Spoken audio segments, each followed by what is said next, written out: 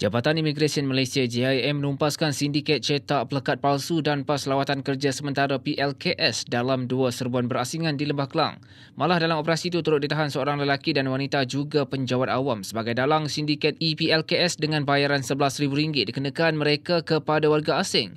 Ketua Pengarah JIM Datuk Zakaria Syakban berkata dalam operasi pertama bermula 11 pagi Isnin serba dijalankan di dua lokasi di Jalan Ipoh oleh pegawai pelbagai pangkat dari bahagian perisikan dan operasi khas Ibu Pejabat Imigresen Putrajaya.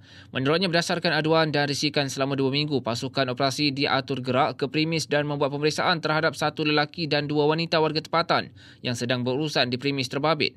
Turut ditahan seorang lelaki warga negara Pakistan yang berperanan sebagai dalang utama sindiket. Semakan awam dapati lelaki warga negara Pakistan ini tidak memiliki sebarang dokumen perjalanan atau pas sah untuk berada di negara ini. Pasukan operasi menyita 13 pelekat palsu terdiri daripada 6 visa Bangladesh, 2 visa India, 2 visa United States of America USA, 1 visa Indonesia, 1 visa Pakistan, 1 pelekat muka hadapan biometrik pasport Bangladesh, 1 set komputer, komputer riba dan mesin pencetak.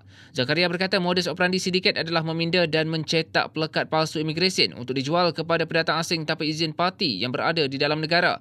Pelekat itu akan dijual dengan harga sekitar RM100 ke RM120 sekeping mengikut negara yang dicetak. Seorang lelaki dan wanita warga negara Malaysia diberikan notis untuk hadir ke pejabat bagi membantu siasatan.